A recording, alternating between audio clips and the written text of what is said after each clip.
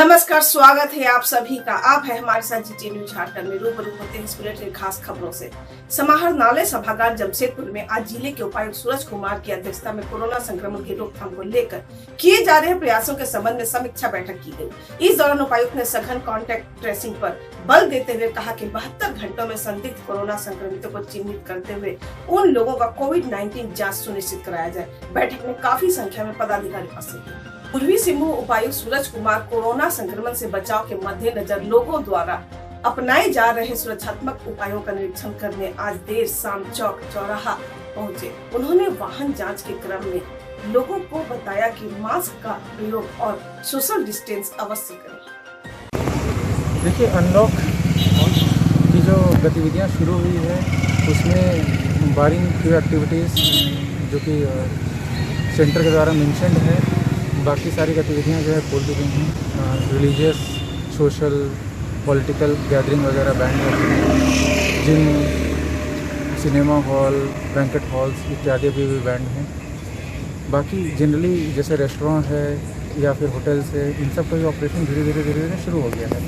तो बहुत ज़्यादा ज़रूरी है कि लोग ये समझें कि ये सिर्फ अनलॉक की प्रक्रिया है जो कि नॉर्मल इकोनॉमी के तहत होती है। कोरोना का संक्रमण जो है वो बढ़ता जा रहा है, तो लोग कॉम्प्लेक्सेंट ना हो।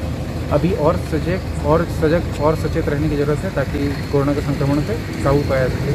स्पेशली यंग जनरेशन जो बिना मास्क के ट्रिपल लोडिंग या फिर सोशल गैदरिंग के तहत शाम को घूम रही है, तो उन लोगों से आग्रह है कि आपके बड़े बुजुर्ग या कोमॉर्बिड जो आपके घर के मेंबर हैं उनको भी कोरोना का संक्रमण पहुँच सकता है और उसके बाद फिर उनके लिए परेशानियाँ बढ़ सकती हैं।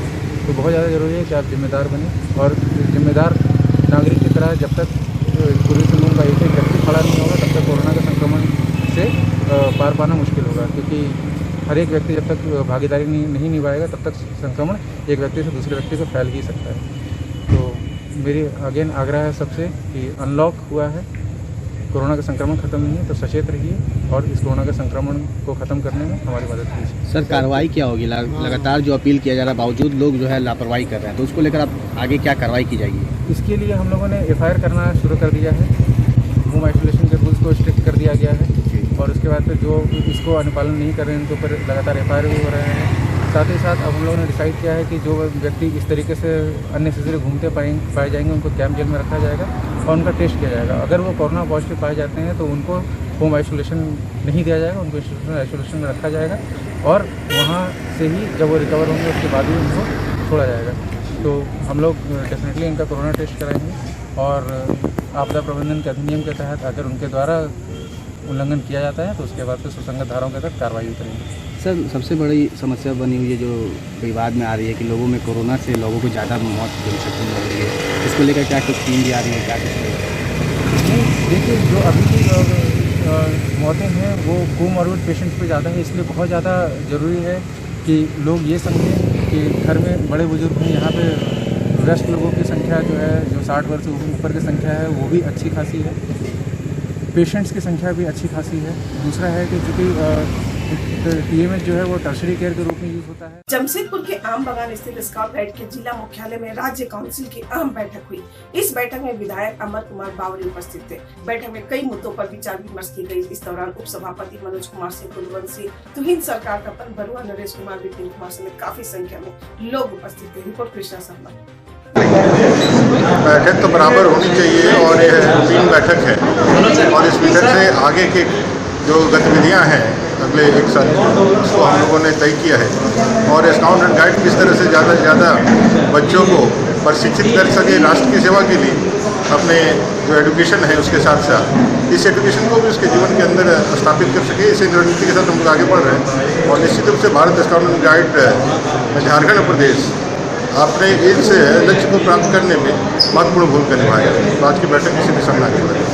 आज की बैठक में वो कौन सी मुख्य बातें रही जो आपने उसको संबोधन की अपने हल करने का निश्चय किया है? एक तो बायलॉज इसका स्वीकृति करना है। दूसरा जो अपना जो अभी जो विवाद चल रहा है, अवांछित विवाद, उस विवाद का कैसे निपटारा किया जा सके और जब तक मामला कोर्ट में है तब तक कोई कार्रवाई रुके नहीं, यह कार्य गतिमान रह सके ताकि छात्रों का भविष्य प्रभावित ना हो। इस दिशा में भी हम लोगों ने महत्वपूर्ण निर्णय लिए। ईचागढ़ के टीकर में रविवार को सावित्री नर्सिंग होम का ज्योति नाथ गोराई, डॉक्टर पी गोराई एवं डॉक्टर पी कन्हाई ने संयुक्त रूप से फीता काटकर विधिवत रूप से उद्घाटन किया। इस दौरान आज सुनीता हरियाणा ने कहा कि बेहतर सेवा को लेकर नर्सिंग होम खोला गया है। मौके पर समाज सेवी माखन महतो, नारायण गुप्ता, कार्तिक प्रमाणिक, गुरुपद बेसरा समेत काफी संख्या में लोग उपस्थित थे। ईचागढ़ से अरुण माझी। टीकर में सावित्री नर्सिंग होम का ओपनिंग किया गया।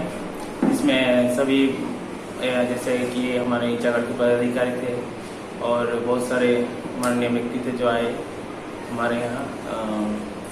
और यहाँ बहुत दिनों से एक नर्सिंग होम खोलने की ये किया गया था, लेकिन हुआ नहीं। आज बहुत दिन के बाद हम लोग ये नर्सिंग होम किए और जल्द ही आयुष्मान सेवा का ही शुभारंभ करेंगे और सभी ग्रामीणों को इससे सुविधा प्राप्त होगी। नाम मेरा डॉक्टर प्रकाश कुमार गोरे। जमशेदपुर के मुंशी मोहल्ले में दो पक्षों के बीच जमकर मारपीट हुई, कई लोग जख्मी भी हुए। जमशेदपुर से मोहम्मद तासिर। पर इसे मैं बहन लोग जा रही थी तो लोग जनरेट पी के पूरा गाली गलौज कर रहा था।